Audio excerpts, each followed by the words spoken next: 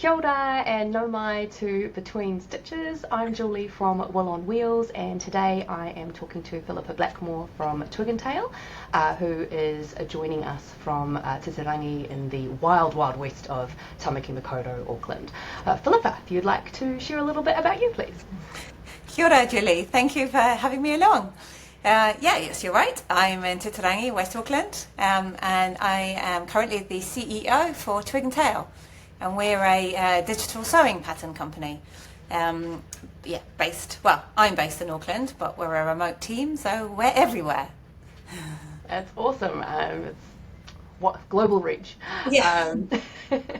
And I understand that Lisa Spearman is the founder of Twig and Tale, so we always love a bit of backstory. So if you could share a little deep dive into the past. Yeah, it's a good story. So Lisa had an accident to her hand, which resulted in it was quite a serious accident, and she took up hand therapy to try and heal, and the healing came in two forms, I could say. She regained use of her hand in the day that she could thread a needle. She took up sewing as part of the hand therapy. She said that day felt like a miracle, and things changed for her drastically at that point. So she started sewing little items and little purses and little booties and little sweet little things, and hand stitching it all and embroidering as well, and just giving them to friends at the beginning, and then gradually friends would say, "Oh, could you do this for me?" Or, "My friend would love," or "I've got a baby shower coming up," and so she kind of made more and more, and then she got to the point when she had a market stall. And she really enjoyed the market stall because she's chatting to people, meeting people, and all of that kind of thing. But even that got too big, and she couldn't keep up with demand. And I think at this point, child number one came along. So she then started selling things on Etsy, as well as pulling back. I think things came too much to have a market, so she pulled back and started selling things online on Etsy and places like that.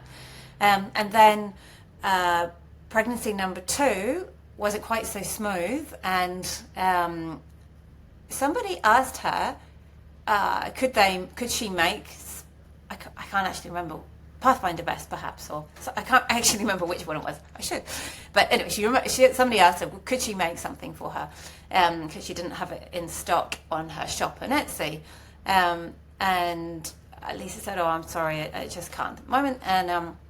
And this woman persevered because she really wanted what Lisa was making, and she said, "Well, could you send me the pattern?"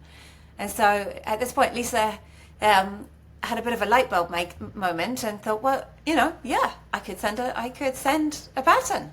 And then she said, so she sent it, and somebody else. So she started selling the pattern, and then it kind of blossomed from there. So that's a good 10 years ago now. She started selling digital sewing patterns, and she had a different name, and then had a rebrand, and became Twig and Tale, and on the website and on the platform as we know it. And at the same time, as part of her journey, has always been around people with the markets, starting with the markets and that kind of thing. And I think when having children, and you step back a little bit from that, obviously you go to playgroups and whatnot, but you do step back a little bit from other life, those connections. Yeah. It can become a bit quiet, and so she also formed she was blogging at the time, but then she started a chat group, which is now the Twig and Tale chat group, and that was as it does for many people now, but it just provided so much support and cheerleading, and inspiration, and all of those lovely things that you get from a sewing community sit together in person. So it's been quite a lovely journey, I think, from something that happened so something bad that happened to something Yeah. so good. And it's great for Lisa and great for so many people around the world. Oh, I love when it's, when you can turn something that is so challenging and rise above it and make something out of it. It makes such a difference, and Yeah. you question less why something happened Yes. to you. Yeah. Because it takes you on a path that you don't expect to go down. I didn't expect at all. That's right. And such a healing and inspiring journey. I find. No, I love it. And then I did a little rummage on the internet, and I discovered that there was a David Award involved not Yes. long ago. How did, because I think it was the most innovative small Innovative, business, I think? innovative business. So that was last year we won the People's Choice. But the year Awesome. before, the year before we won the Innovative Business Award, and largely I think that's from having a business. Well, there's a couple of different parts of it, but I think having the chat group as it's a very supportive, inspiring place, and that's its primary focus. But also in terms of growing a business, it's a very smart way to do it, because you've got your market straight away. So from a business perspective, you're creating your audience at the same time, and you're able to shape what you sell, what you make for your market too. And so you have a bit of a feedback loop, which is a win-win situation for everybody.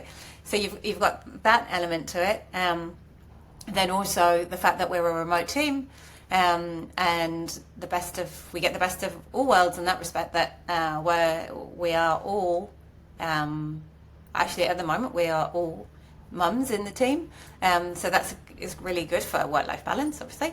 But also, I think the plus points that we get from having people that are over the world.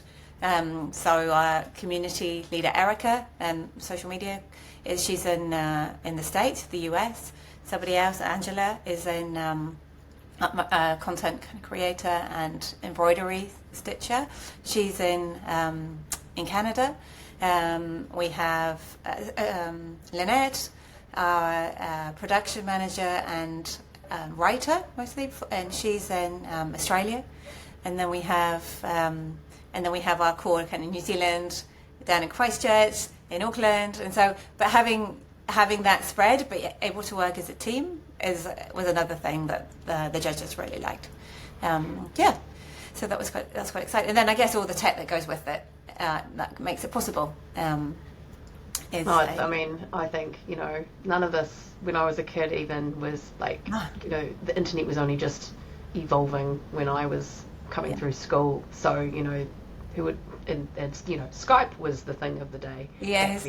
And now it's just like there's so many options, so many different software versions to help people connect. Totally. I didn't even have a smartphone. A phone that took pictures until my second daughter was born, which was 2012. I mean, it was quite for someone. I am very tech orientated, but it wasn't part of my literal day-to-day life, and I was quite slow to take that up, I guess. But now seeing what it offers, what we do with it, it's pretty amazing and impressive. I'm pretty late to tech parties too. I'm always quite resistant to all the latest things. I'm still very I haven't touched ChatGPT. Yeah. Well, yeah. On the other hand, I love ChatGPT. Oh, I'm sure it's I think it's because there's a lot of AI conversations going on at the moment, and I'm just you know what, at this stage I don't need it, so I don't want to add to the environmental aspect of it. But then the flip side is that for a lot of folks in the disabled community, it's a really useful tool. And then if it's being created by people for specific things, I remember in a business group I'm in, someone was asking about a spreadsheet, something to do with spreadsheets, and then someone else piped up that there was go to this specific AI tool, it's for spreadsheets and ask it for the formula that you want, and then it will create it for you. And I'm like, wow, that's Yeah. something else. Yeah. Yeah. It's really it's very powerful. Yeah, you're right. Like use it in the right way, um, Mm, and also help shape how it might develop as well. I think is mm. yeah. Yes, but I'll leave that for brighter minds than mine. And how, like, I mean, because how long have you been part of Twig and Tail now? So I officially joined in 2020. So I met Lisa when our firstborns were at playgroup together at the Ah, local Steiner school. And so yeah, I remember it was Wednesday mornings, I think our time was, and going and so mum and child went to, and having little embroidery lessons on the couch with Lisa, a little chairs, and then I was a stay-at-home mum for gosh, 10 years, I think. Yeah, pretty much 10 years. And then we, as a family, I went back over to the UK for a year and came back in 2020, sort of October 2020. And Lisa was looking at that point for some more support. And so, yeah, I stepped in and pick me. I got some. I when I say being a stay-at-home mum, my husband had a business, or a couple of businesses, so I've always sort of been helping along behind the scenes and all that. So quite a lot of small business experience, as well as all my other stuff from before. So it was just like perfect timing, really. Was like, oh yeah, I'm looking for something that's interesting, but I want to be able to be very present for my children. I live around the corner from school, so it's sort of like, yeah, lovely. Oh, I love, yeah. And then Everything's all into place, so nice. yeah, and then to work in this, in something that's so lovely, in sewing, like a hobby, it's Oh, and then so the great. $1,000,000 question is whether you sew yourself. Yeah. So yes, I do. My sewing machine's just there. I don't sew a lot right now. Like I have not got enough time. But I have sewn quite a lot of the children's patterns as my children. That's again how I kind of got into Twig Tale. So I sewn a lot of the children's patterns as kids were little. But it's the old story. My granny taught me how to sew. Back on a hand singer, back in the day. So yes, my stepmom made loads of her own clothes, and yeah, so sewing's always been around. But when I think of myself as sewer, and then I spend my time obviously talking to my team, and no, Philippa, you're not a sewer. Look at they're so prolific in their sewing and their abilities. It's amazing. Oh yeah, I sew, but down here. At the moment, my favourite thing is embroidery and little hand stitching projects, because I can take them anywhere, and I get that whole satisfaction from stitching. But you can just do it in pocket-sized chunks, which when you're really busy is really helpful, I find. Yes, it's like those quick wins where you've made progress, but it's a small thing, so you might actually finish it, and that's Yeah, I yeah, think and it's the you same can. for me when I'm knitting anything, like when I knit beanies, I'm like, I can smash that out. Yeah, yes, yeah.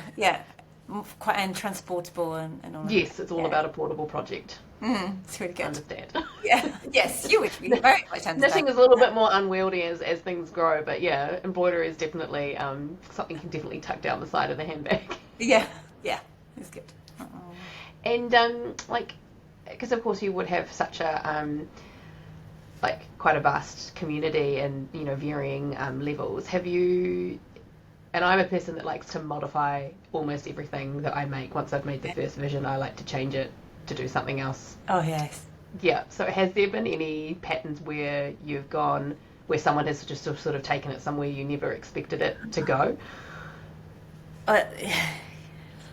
Or have your brain just flooded with examples? Yeah, I think literally every pattern is hacked or modified, and Yeah. and made into something amazing. Oh my gosh! And Well, I one, guess there's so much more room with the pattern because the pattern is the recipe. The second someone adds fabric and decor, embellishments, yeah, I guess there's so much room for the simplicity, like the original, like from the original sample, and it will just go off in all sorts of directions. I think, from my perspective, I think that's the most amazing thing about sewing is that you create these patterns and you Lisa has a vision. She's still the creative director, so she'll have the vision of the pattern, and you can have quite a strong vision. But when it comes, as soon as it comes even to the sew and show groups, or probably even before that, when it goes into the team, you kind of, the vision gets, everyone else's vision goes on top of that vision, and it's like this whole kind of, you just immediately see it come to life, and it then takes its own life, really. It's out there doing its own thing. It must be so fascinating watching it, like, from the concept to mapping it out on paper so that it can actually become a pattern, and then the final release. Yeah, and what people do to things like, there's lots of people who even dye their fabric, and then let's like, how do they dye their fabric, and what was it, wild forage thing. So there's all of that kind of backstory, and then then of course it's the cut of the fabric, and whether they've changed the sleeve, the neckline, whatever they've done to the actual pattern piece. But then the embellishment that they've done, have they got some embroidery or some quilting or some, it's kind of endless what you can do, and that's amazing. And I love watching all that creativity. I think I get a lot of my creative joy right now out of watching everybody else's creative joy. Yes, like I will vicariously live through your yes, yeah. your endeavours. Yeah. I think, I'd just love to meet all these people, like in person. It'd be great. Oh gosh, good. Yeah, that'd be something, wouldn't it? If it was, if money was not a barrier. Yes. Yeah. Like the meetup would be epic. Yeah, the meetup would be epic. Yeah. A huge Twig Tale party. I think it would be a ball, actually. I could see it. Yeah. Oh my, yes, it would have to be a ball, wouldn't it? Like make your own. Yeah. And a lot of and people would go all out for it too, because I think if any hobby that like, say again, budget not being an issue, like people will go all out for something that they're passionate about. Like I think I would love to attend like a cosplay event. Yes. Yeah. I just, like, I'm not into it, but I appreciate it a hell of a lot. Yeah. Yes. Like anything on that, like going down like that nerdy, geeky line. Like I don't, like, again, no penchant for Dungeons and Dragons, but I appreciate the ability to create the story.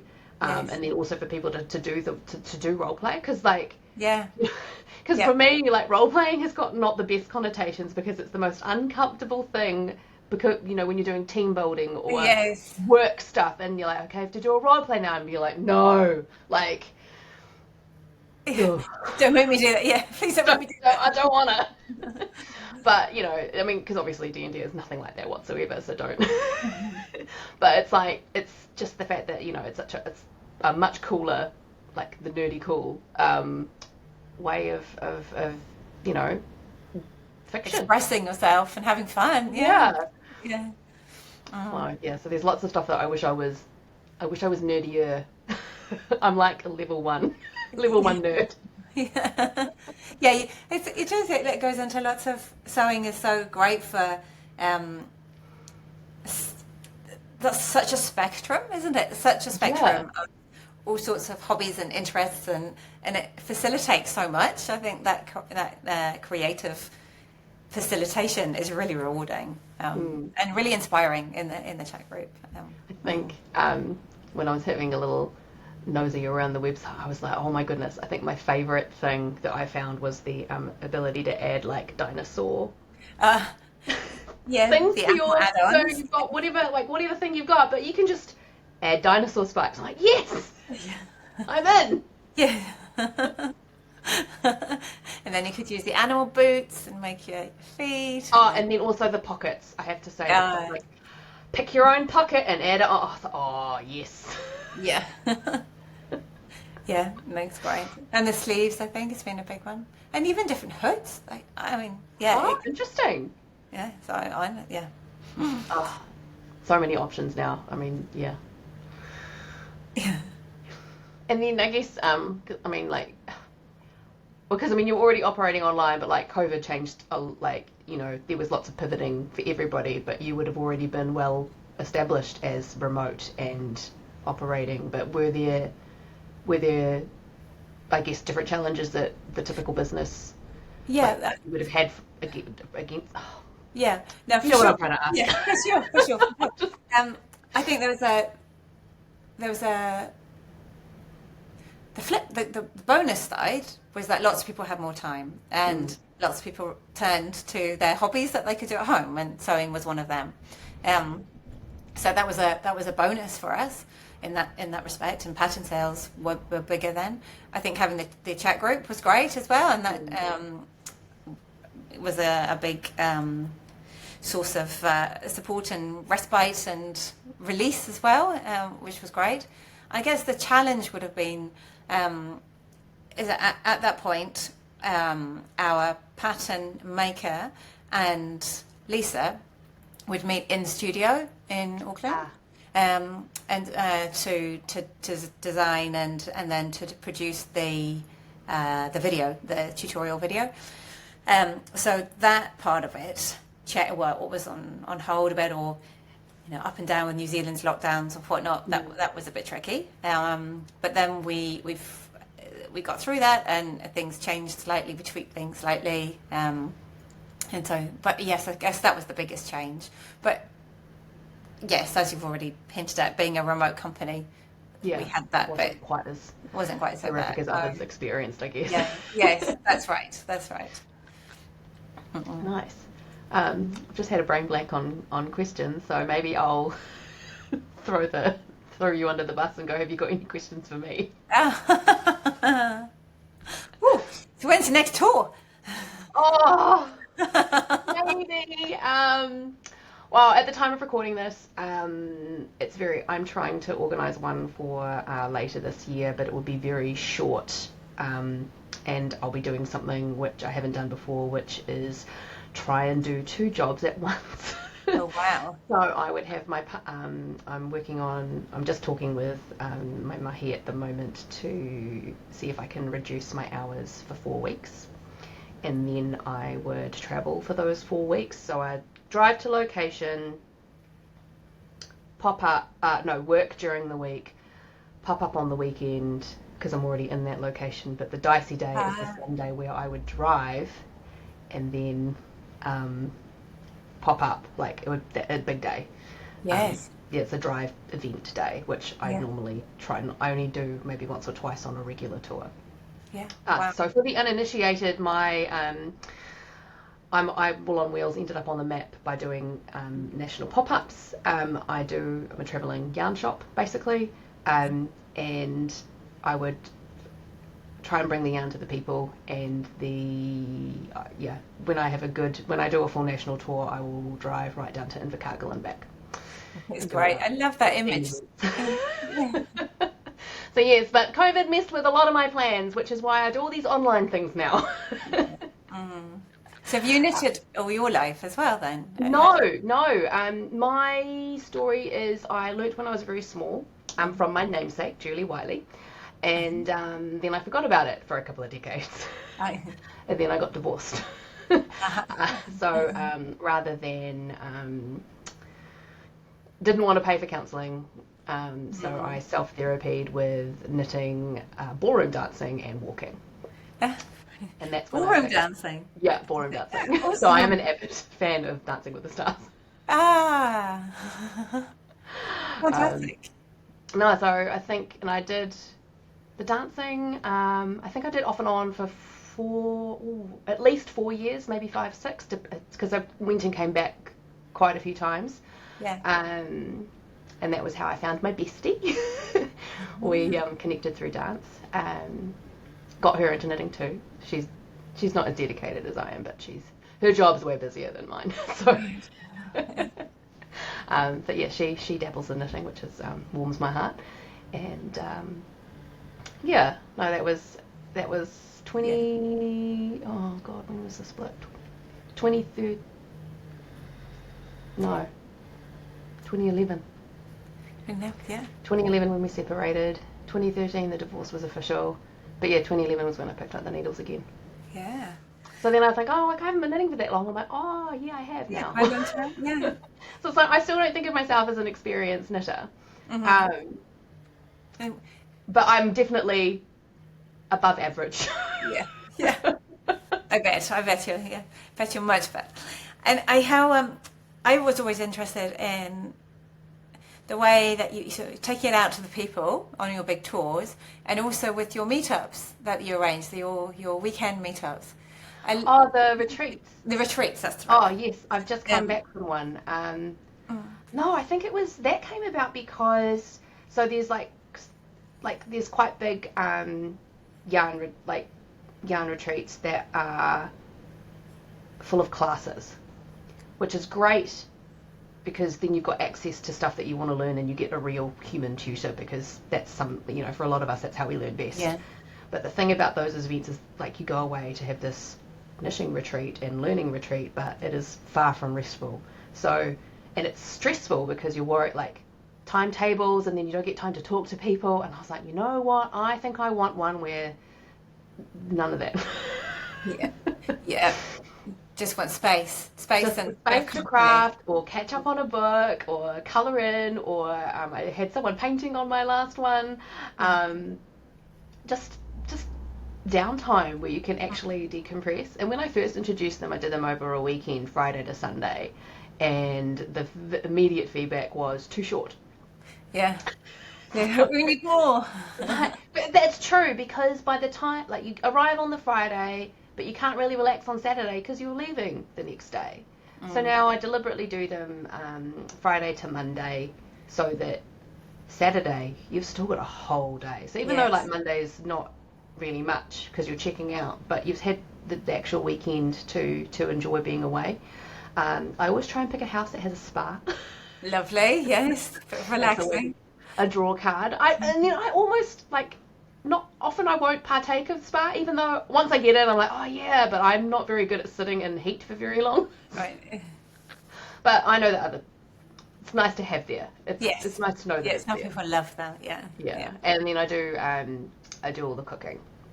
So so literally all people have to do is turn up, which is quite nice. Like that. Yeah, what a luxury. Like, no one has to worry about what's for dinner, and then no one has to help, because I will spend half a day, and often my mother will come and help me chop vegetables. Oh, that's nice. It's amazing. She does the onions for me. Thanks, Mum. But yeah, do a whole bunch of food prep so that it's all packed up, it's labelled for the day, the meal that it is, so it just all slots into the fridge, and the only thing I might have to do is chop some tomato, or actually cook it. Finishing touches. And there's always more than enough. So Sunday is usually a smorgasbord day. Yeah. Grazing. Yeah. Eating. Yeah. Nice. That's the retreats. I do, and it's how I get to go away as well. So. Yeah, and it's interesting, those two elements of your business, I think, being all about the people.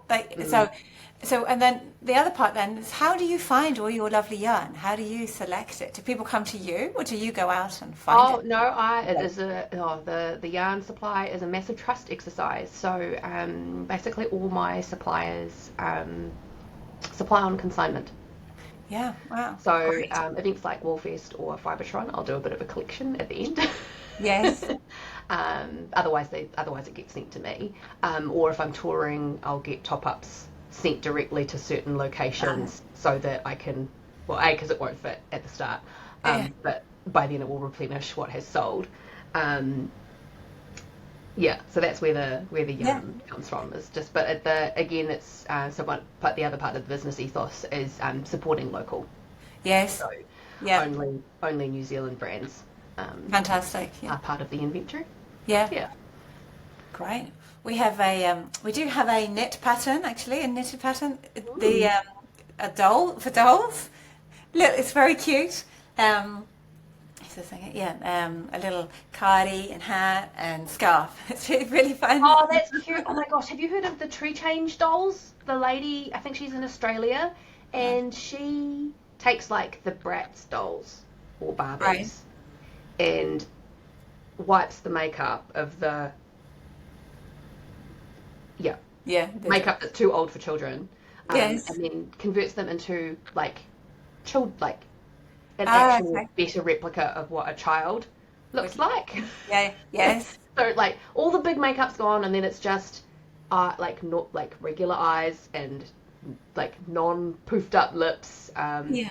Then redone the hair, but then her mother knits the some of the Ah, outfits that go back on them. Sorry, that just the dolls remind beautiful. me of Yeah. Yeah. yeah. Yeah. And I think we found we weren't sure, being a sewing company, but we have some very keen knitters on our team, and so yeah, we put these patterns together, and it's been really fun. People have loved them. Oh, well, Um, that's it, right? Like any hobby will have crossover. oh yeah, for I mean, sure. the Especially in Venn craft. diagram would just be like just lots and lots of Yeah. circles, or like Yes. not even three. Like it'd just be all over. No. It'd be a flower of Yeah. all the crafts. Amazing. Yeah. So have you also on the yarn? Do you have you?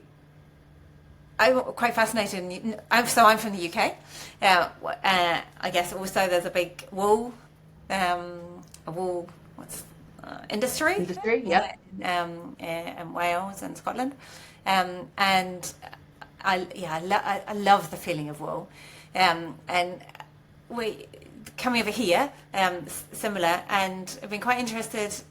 There's been a lot more talk about the wool industry and kind of where that's going and different practices. And I remember it's a really interesting RNZ program. I went about I just can't remember a big wool processing in Auckland. It was the last of its kind, and had this machinery was it's really important to the industry, but it was the last of its thing, and the only person on the team who knew how to operate it was sort of in his 70s and still working, and it was just this whole I think I remember that vaguely.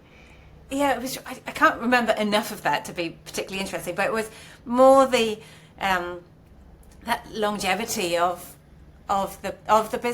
the industry and the importance of it to New Zealand, kind of in its hereditary. Yeah, And no, there's a lot of like bigger industry concerns that I'm vaguely aware of, but also yeah, just watching what's happening in the States now with the tariffs impacting like local yarn stores. yes, And there's just saying that people, oh, well, why don't you just like source local?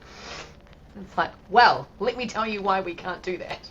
yeah, And just the issues that they've got over there is just reflected in what's already happened here with the loss of major mills. Like I think there's only two commercial level mills wow, in New Zealand, and there's smaller micro, like there'd be smaller micro mills, but not to like that's you're talking small batch cottage and just industry type levels there. yeah, But the same thing in the States is happening now, where another of their major mills has closed or is closing imminently, and it's the micro mills can't handle the volumes that are needed, and then with the tariffs on imported products, yeah, the cost to yes, bring those products in, because it's all the accessories that you need, like needles and just the stuff that is not made locally, because if it's some stuff could be handmade, but things like your crochet hooks and knitting needles, those are like that's half a millimeter of precision per size, and a lot of that comes out of China. yeah, So yeah. That we have a yeah, big so there was all things like, oh, just source local. It's like lots of past decisions have made why that's not possible. And that's already what we face here. Like a lot of like the main like knitting needle brands. So what, Knit Pro, Leica or Leica, I don't know how to say it, but it's the Lykke spelling, and Chiagu, which is the ones I use. None of those are made here. no, All of that stuff. So yeah, we're yeah. definitely a global. Oh, sorry, there are three. There are three mills here. Oh yeah. There are 3 commercial levels. I'm missing one. I'm sure there was a third one. Yeah. So did you say that all of your wool is So the from wool, New Zealand? the brands are based in New Zealand. So, my suppliers have a mix of imported and local bases. Oh, yes. Yeah, just for continuity, I guess. And for cost, yeah, I imagine. Yeah, and just depending on what they prefer to work with, or just being able to get the quantities that they might need to process, depending on everyone sort of has differing levels and different capacity, I guess, for what the stock that they can hold and what they can let me have sitting with me when I'm not traveling. But yeah, there's and I've just signed up to be a supporter of campaign for wool, so I want to just be, because then I'm getting a bit more interest, because that's the side of basically the products that I deal with is sort of the other side of the clip, whereas from the farming and the processing and the other types of wool products, because there's so many out there. It's really fascinating to see what people are doing with wool. There's now surfboards, plasters, and then just if you've got the people with fleet, because the trouble is that the wool prices have gone down so much that there's just fadges and fadges. Those are big giant plastic bale things sitting in sheds across the country because they can't get good prices for it, and it's the sheep have to be shorn. Yes. But that's right now it's better off as using for some of it fertilizer mats. So so it's hard. It is really hard because it's unless because merino's the one with the good rep. But I think there's sort of a real push for finding use and sustainably growing strong wool, which is the rougher grade. I don't know, it's just not as soft to a knitter wouldn't knit with it, but it's good for your for outer garments, for wools and carpets and rugs, just things that where you need something hard wearing. There's lots to learn about lots to learn. It's just from an outsider with not very much knowledge about it, when you hear that there is so much excess wool, and yet when you go to buy a wool carpet or a wool jumper and it costs so much more than the artificial, it's where's the fault in the circuit? What's going on? Where's the problem? You could have the same argument for food, right? Why is the good stuff more expensive? And it's well, the real question is why is the not so good stuff so cheap? That's the non all of it has its place. Because snacks are tasty, but there's just so much bigger and deeper nuance than than what I know. So it's you're an outsider with no knowledge. I'm an insider with very little knowledge. But I think let's flip that back though. In terms of fabrics and textiles, are you aware of industry concerns in that industry, around or I guess around sustainability? Very much. Our patterns are generally designed for woven fabrics, and we talk a lot in our patterns about using linen, and cotton, and of course both of those use up a lot of water, cotton especially. We also talk about flax as well. So I think it's really hard, isn't it, in the fashion industry or any that there are real concerns, and I think what we talk about internally is upcycling, I guess. So we all love to use natural fibres. Buying them new is kind of almost a luxury now. So going to op shops, and New Zealand is amazing for op shops, I found.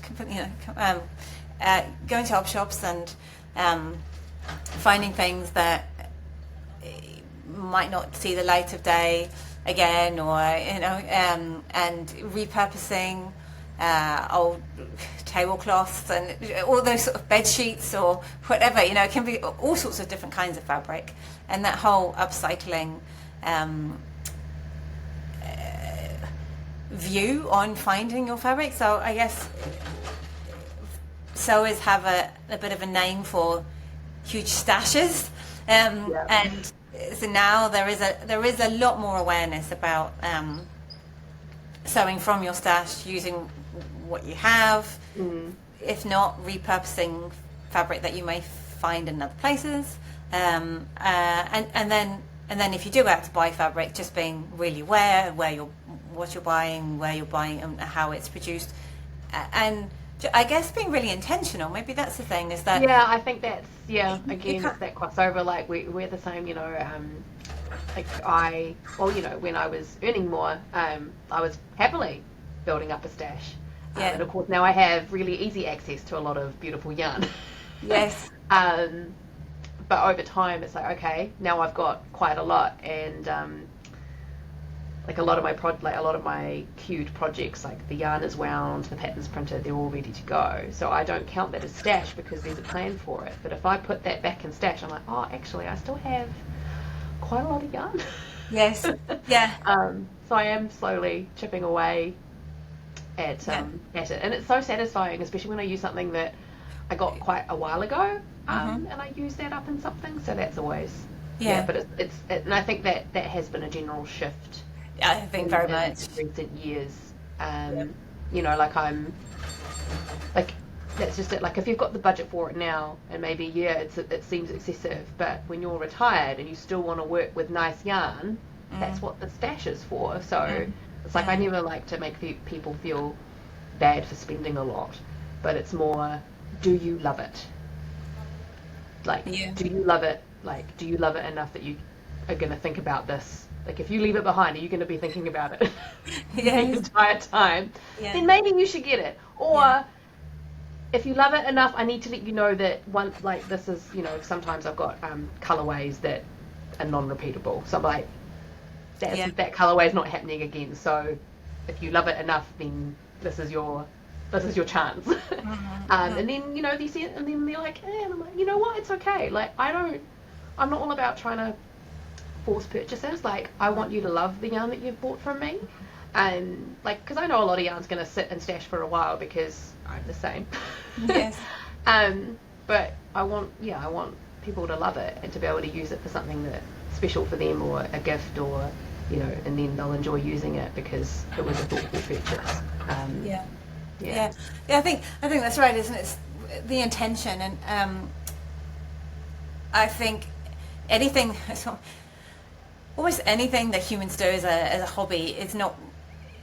You'd never say it was 100% sustainable, because there's too many humans really for it to be sustainable. So it's all about doing it as intentionally and as within as much awareness about it as possible. And like you say, like you don't want to criticize people, judge people who are able to buy fabric and that they shouldn't buy, or whatever. But just that that there is so much to be gained by using what you have, and that that kind of the focus of necessity, what creativity it can bring. And I find that's really interesting, seeing how I've only got this and this. How can I make it? And people amazing things with that. So limited resources, and so there's so many sewing projects, because I think many sewers are really prolific, really prolific with their sewing. Sewing does happen a lot faster than knitting. Yes.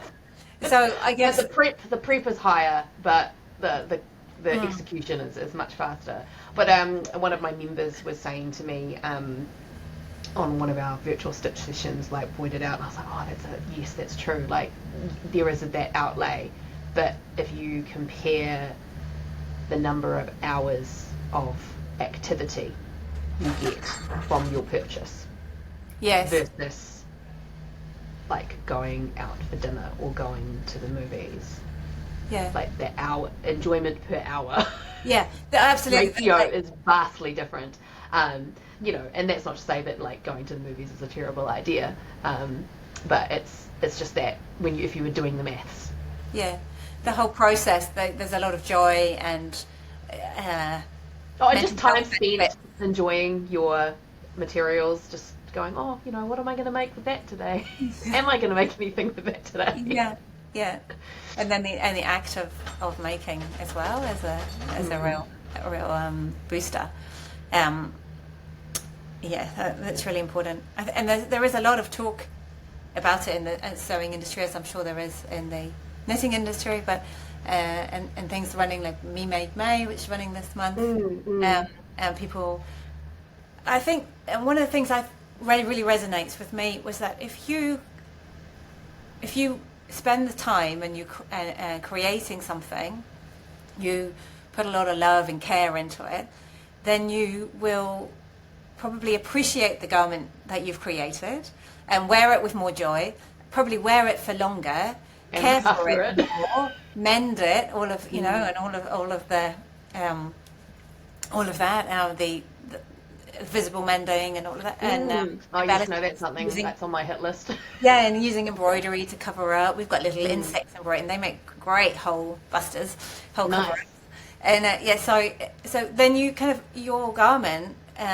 Yes, you may have bought new fabric for it, but if you've gone through the whole journey with it and is still wearing it, I don't know, like 10 years rather than 2 years. That's amazing, right? Yeah. And then also with fit, like sewing, then you create garments which really fit your body. And then you love it so much more because it just works. It fits better. It hangs better. It kind of, all of that. And you feel comfortable in it. And so, yeah, giving people fitting help is a big part of what we do. And that adds to the whole satisfaction of the process and then of the final garment that you've created, which is really awesome. I was going to say another thing about the upcycling is in terms of sewing, is that when you buy a pattern, the great thing about it is you can use the pattern in so many different ways as well. So you get to, I don't know, many of our patterns are designed for all seasons, so it's about layering them. So it's not really like, I mean, of course there's the summer dress, but many of them are designed for layering, so that you really get good use out of your pattern. Nice. I like that's such a considered approach. Like when you're in that design process, is like how functional is this? Yeah, that's right. Like it's that kind of intention and consideration and appreciation that I think is really important, and how we get to important for Twig Tale and how it operates as a business, but also as individuals and how we go about with our hobbies that we love. It just adds that extra reward to yourself and care for the planet. I mean. Nice. Well, I think appreciation is a nice way to tidy up. Yeah. So, thank you again for hanging out with me today online. Also, I forgot at the start to Mihi, my members, Intrepid Stitches. They are why I can provide this podcast for your entertainment. So, thanks, team. So, stay well, everyone, and happy stitching. Thank you.